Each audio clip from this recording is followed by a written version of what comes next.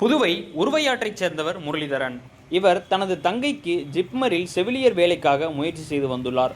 அப்போது புதுவை அண்ணா சாலை லப்போர்த் வீதி சந்திப்பில் டீக்கடை நடத்தி வரும் ராஜ்குமார் என்பவருடன் ஜிப்மர் பணி சம்பந்தமாக அறிமுகம் கிடைத்துள்ளது.